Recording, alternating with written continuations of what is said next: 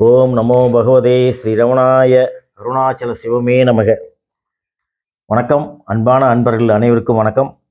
நாம் தினமும் பகவானது ஆத்ம விசாரம், அதாவது பகவானது திருவாய்மொழியில் உதிர்ந்த ஆத்ம விசாரத்தின் கேள்வி பதில்களின் நூல்களை நாம் வாசித்து வருகிறேன்.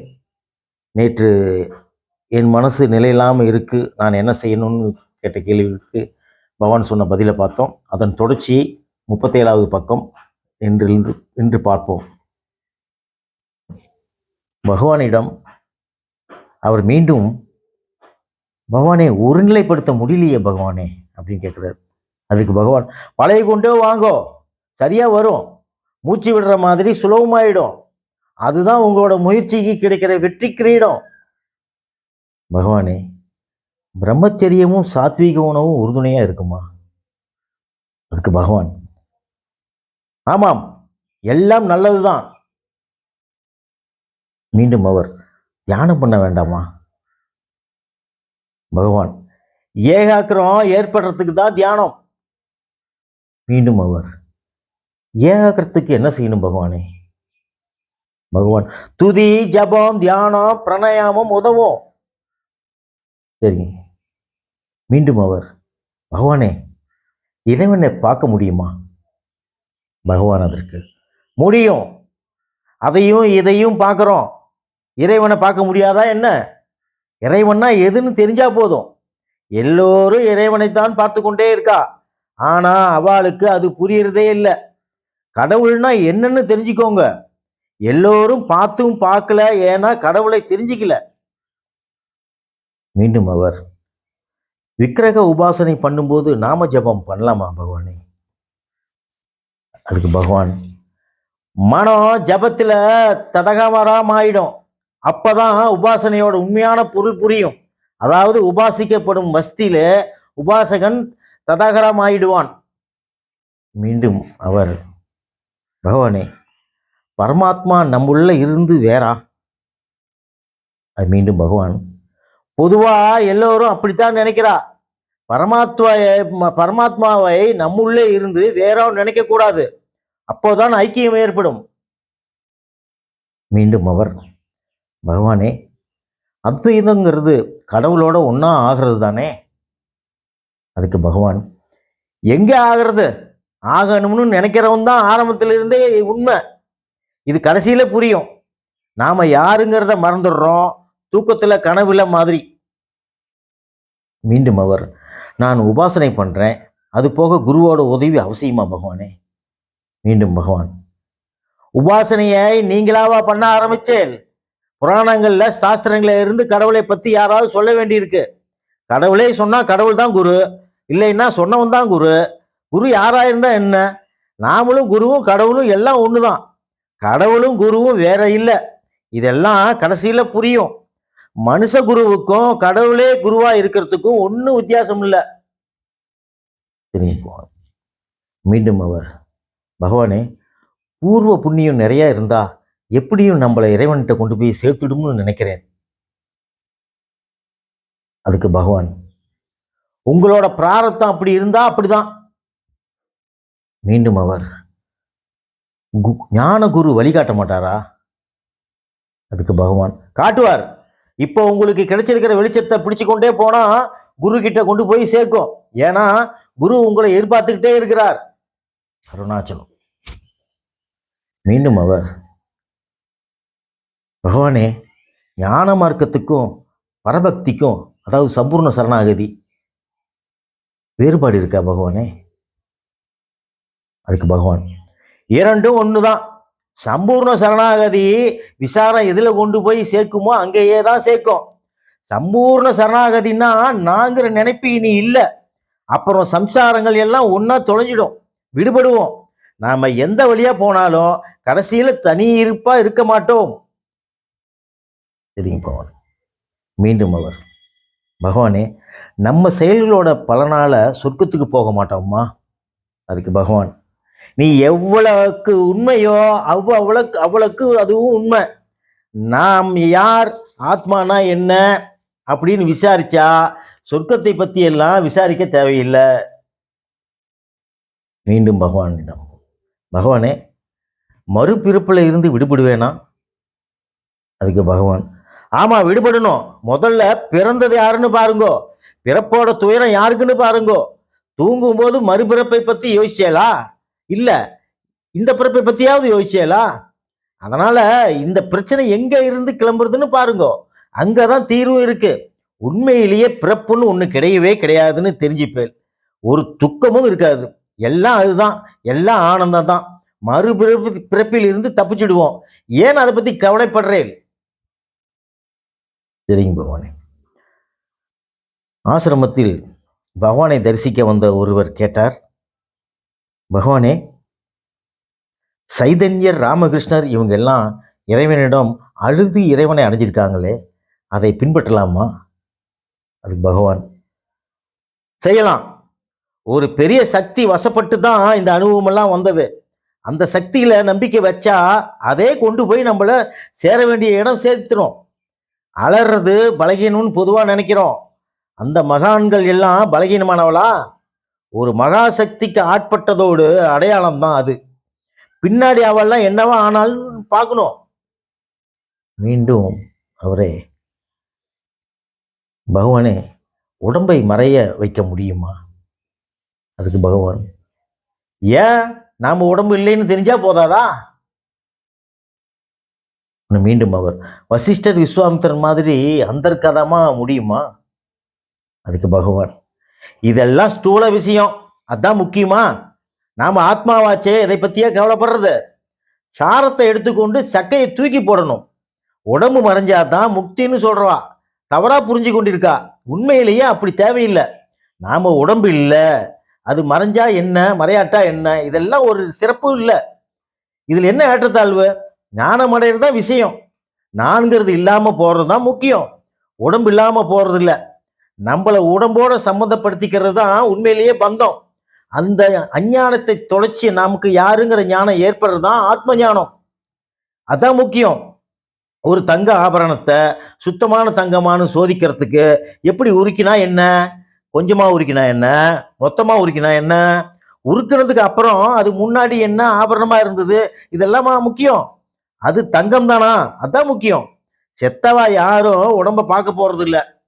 உயிரோட இருக்கிறவா தான் ஞானியோட உடம்பு மறைச்சதா இல்லையான்னு யோசிக்கிறான். உண்மை உணர்ந்தவனுக்கு உண்மையிலேயே சாவு கிடையாது. உடம்பு இருந்தாலும் உடம்பு இல்லைன்னாலும் அவனுக்கு ஒரு வித்தியாசமும் கிடையாது. பிறருக்கு ஞானியின் உடம்பு இருக்கிறதுனாலயோ மறைகிறதுனாலயோ எந்த பிரயோஜனமும் இல்லை. நாம வந்த வேலையை பார்க்கணும். முதல்ல ஞானத்தை அடைவோம், அப்புறம் எப்படி உடம்பை விடலாம்னு ஆலோசிப்போம். உடம்பு தான் நான்கிற அஞ்ஞானம் தான் இந்த யோசனைக்கெல்லாம் காரணம். நீ இந்த உடம்பா? தூங்கும் போது இந்த உடம்பு எங்க? இந்த யோசனை எல்லாம் எங்க? எப்ப விழிச்சு கொண்ட உடனே எது கிளம்புறதுனால இந்த யோசனை எல்லாம் வந்து தொல்லை பண்றது. அதான் அகந்த திருட்டு படவா, விரட்டிட்டா சுகமா இருக்கலாம். அற்புதம், அற்புதம். பகவானே, மீண்டும் ஆசிரமத்தில் பகவானை தரிசிக்க வந்த ஒருவர் கேட்டார், பகவானே, பிரம்மம் சத்தியம் ஜெகத்மியைன்னு சொல்றது தான் சங்கரரோட முக்கிய ஸ்லோகம். மற்றவங்க உலகம் உண்மைன்னு சொல்றாங்களே, எது உண்மை பகவானே? அதுக்கு பகவான், இரண்டும் சரிதான். வெவ்வேறு பக்குவத்துல இருக்கவாளுக்கு வெவ்வேறு கோணத்துல இருந்து சொல்றதுனால அப்படி இருக்கு.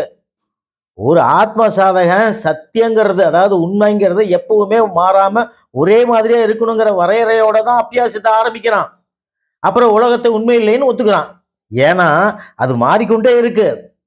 இப்படி நேதி நேதி இது இல்லை இது இல்லைன்னு தள்ளி கொண்டே வர்றப்ப அதுக்கு மேல தள்ள முடியாம உண்மைதான் ஏகாந்தமா மிஞ்சிறது. இப்ப எதையெல்லாம் முன்னாடி பொய்ன்னு தள்ளினோனோ அதெல்லாம் மிஞ்சின ஏகாந்தமா தான் இருக்கு. ஏகாந்தான் அநேகமா இருக்கு. இப்போ என்ன சொல்றான்? இந்த ஏகமான உண்மையில இருந்து பார்க்கும்போது இந்த உலகமும் உண்மைதாங்கிறான். வாஸ்வத்துல அந்த ஏகம் மாத்திரம்தான் இருக்கு. இருப்பு மாத்திரம்தான் உண்மை. இருப்பை தவிர வேற எதுவும் இல்லை. சத்தியங்கிற வார்த்தையை சிலர் வேறு வேறு விதமா உபயோகிக்கிறா. சத்தியத்தின் வெளிப்பாடு மூணு தரத்துல இருக்குன்னு சொல்றா. அதாவது விவாகார சத்தியம், பிராதிபாசிக சத்தியம், பரமார்த்த சத்தியம்னு 3 சத்தியம். அதுல விவாகார சத்தியங்கிறது, அதாவது ஒரு நாற்காலி இருக்குன்னா அதை நானும் பார்க்கிறேன், பிறரும் அதை பார்க்கறா. இந்த உலகத்தை நானும் பார்க்கிறேன், பிறரும் பார்க்கறா. உலகத்தை விவகார சத்தியம்னு சொல்றா. பிராதிபாசிக சத்தியம்ங்கிறது கயிறு பாம்பா தெரியுது அப்படின்னு நினைக்கிற எனக்கு மட்டும்தான் தெரியும், மற்றவாளுக்கு இல்ல. ஒரு குறிப்பிட்ட காலத்துல குறிப்பிட்ட சூழ்நிலைக்கு இல்ல ஏற்படுறது கனவில் வர்ற உலகத்தை பிராதிபாசிகம் சத்தியம்னு சொல்றான். ஏன்னா மற்றவா மற்றவா பார்க்கலையாம், அவனுக்கு மட்டும்தான் தெரிஞ்சுதான். மீண்டும் இன்னொன்று பரமார்த்த சத்தியம். அந்த பரமார்த்த சத்தியம்ங்கிறது எங்கும் எப்போதும் மாறாமல் ஒரே இயல்பா எது இருக்கோ அது. உலகத்தை சிலர் விவகார சத்தியம்னு சொல்றா, வேறு சிலர் அதை ஒத்துக்கிறதே இல்லை. அதுவும் மனசு போடுற படம் தான், அதனால அதுவும் பிராதிபாசிகம்னு சொல்றா. பகவானே, ஆசிரமத்தில் வந்த ஒரு உத்தியோகஸ்தர் ஒருவர் பகவானிடம் கேட்டார், பகவானே, துவைதம்னா என்ன, அத்வைதம்னா என்ன?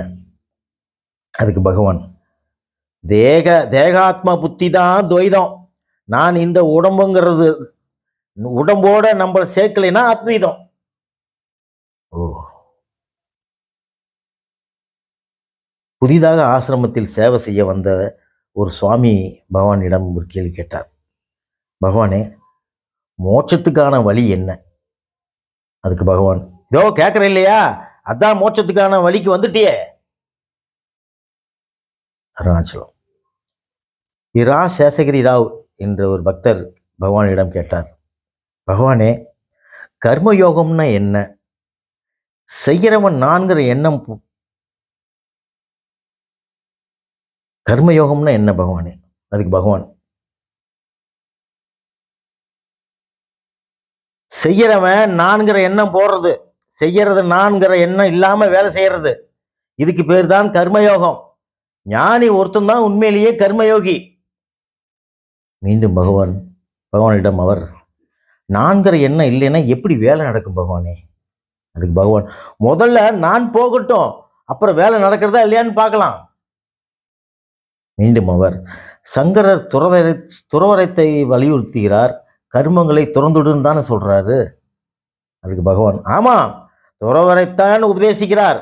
ஆனா அவர் நிறைய பாஷ்யங்கள், சாஸ்திரங்கள், ஸ்துதின்னு நிறைய வேலை பார்த்திருக்காரு, நிறைய வாதங்கள் செஞ்சு சண்மத்தை ஸ்தாபிச்சாருன்னு சொல்றா. வேலையை செய்வோமா விட்டுடுவோமான்னு தேவையில்லாம சிரமப்படுத்திக்காதேல், நீங்க யாருன்னு தெரிஞ்சுக்கோங்க, அப்புறம் இந்த வேலையெல்லாம் யாருதுன்னு தெரியும், யாரு செய்யறதுன்னு தெரியும். வேலை தானா நடக்கும். செய்யறவன் நான் தான்னு நினைச்சா அதுக்கான கர்ம பலனை அனுபவிச்சே தீரணும். செய்யறவன் நான்கிற நினைப்பு போயிடுத்துனா நம்மளோட வேலைன்னு ஒரு வேலையும் இல்லை. அவன் தான் உண்மையான துறவி, சன்னியாசி. கர்மத்தை துறந்தவன் சன்னியாசி இல்ல, கர்த்தృత్వத்தை துறந்தவன் தான் உண்மையிலேயே சன்னியாசி. பகவானே, மீண்டும் அவர், அகந்தை எப்படி கிளம்புறது பகவானே? அதுக்கு பகவான், உண்மை இங்கேயே இப்பவோ இருக்குங்கிறேன், அதை பார்க்கறதை விட்டுட்டு தேவையில்லாததெல்லாம் யோசிக்கிற. அகந்தை எப்படி கிளம்புறது? இப்படித்தான் தேவையில்லாத கேள்வி கேட்டுக்கொண்டு. பகவானே, உலகம் உண்மையிலேயே இருக்கா? எனக்கு உலகம் உண்மைன்னு தோணுது பகவானே. அதுக்கு பகவான், ஆமா, உலகம் உங்களிடம் வந்து சொல்லிச்சு நான் இருக்கேன், நான் உண்மைன்னு. உலகம் நமக்குள்ள இருக்கா, நமக்கு வெளியே இருக்கா, நம்மளை விட்டு தனியா இருக்கா? மீண்டும் ஒரு உத்தியோகஸ்தர் ஒருவர் பகவானிடம், பகவானே, இது நம்ம கர்மம் தானா இல்லையான்னு எப்படி தெரிஞ்சுக்கிறது? அதுக்கு பகவான், அது நம்மளை பாதிக்கும், அதிலேயே தெரிஞ்சுக்கலாம், பாதிக்கலைன்னா அவன் கர்மம் இல்லை. மீண்டும் அவர், உண்மையை புத்திபூர்வமா தெரிஞ்சுக்கிறது போதுமா? அதுக்கு பகவான், புத்திபூர்வமா தெரிஞ்சிக்காம எப்படி அபியாசம் பண்ணுவேன்? முதல்ல புத்திபூர்வமா தெரிஞ்சுக்கோங்க, அதை அபியாசிக்குங்க, அனுபவத்துக்கு கொண்டு வாங்கோ. அருணாச்சலம். மீண்டும் பகவானோட கேள்வி பதிலை நாம் நாளை காலை 7 மணிக்கு வாசிப்போம். நாளைக்கு கேள்வி பதிலில் பகவானை தரிசிக்க பண்ண வந்த ஒருவர், பகவானே, சொர்க்கம் நரகம் எல்லாம் இருக்கா அப்படின்னு கேட்ட கேள்விக்கு பகவான் சொன்ன பதிலை நாளை காலையில் 7 மணிக்கு நம்ம வாசித்து உணர்வோம். ஓம் நமோ பகவதே ஸ்ரீரமணாய.